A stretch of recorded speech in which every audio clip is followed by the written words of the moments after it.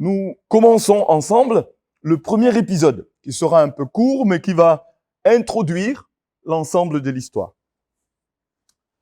Le premier épisode, c'est la reine Vashti qui refuse d'obéir au roi. Nous sommes dans Esther, le livre.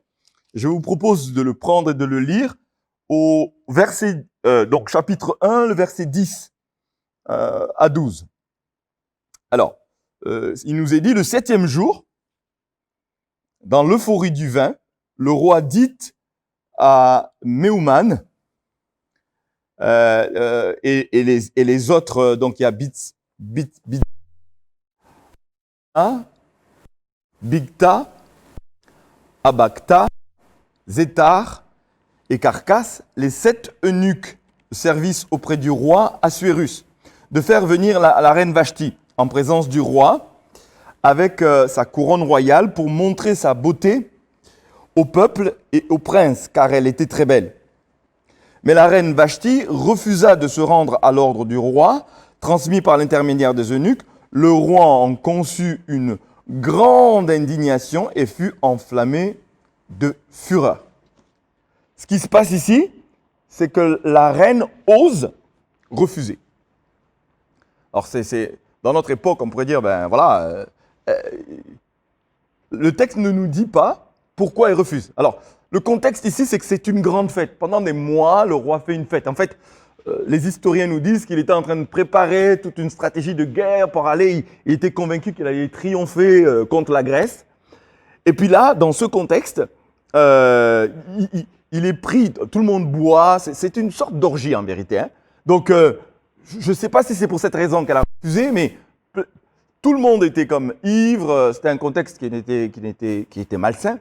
D'autres envisagent des raisons qui auraient pu être valables. Sauf que on ne fait pas ça à un monarque tel que Assuérus.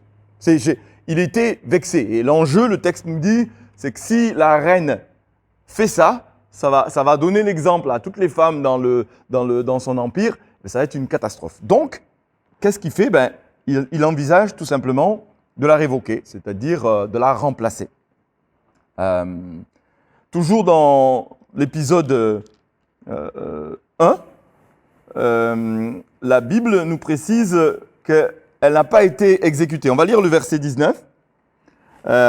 S'il plaît au roi, ça c'est les conseillers qui lui donnent un conseil. S'il plaît au roi, eh bien, on proclamera la déclaration royale immuable, enseignée dans les lois des Perses et de Médie, que Vashti ne paraîtra plus devant le roi Assuérus, que le roi donnera sa dignité royale à celle de ses compagnes qui vaudra mieux qu'elle.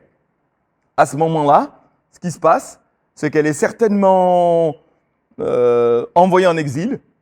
Elle n'est pas exécutée, en tout cas le texte ne le dit pas, mais elle va vivre un temps terrible parce qu'elle est isolée, coupée de tout, parce que c'est la honte qui doit venir sur elle. Et certains pourraient dire que c'est pire que l'exécution.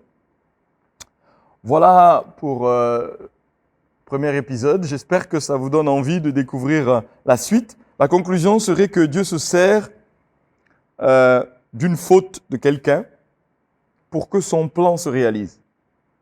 Il fallait ce premier acte, il fallait ce premier épisode pour que Esther puisse rentrer en scène.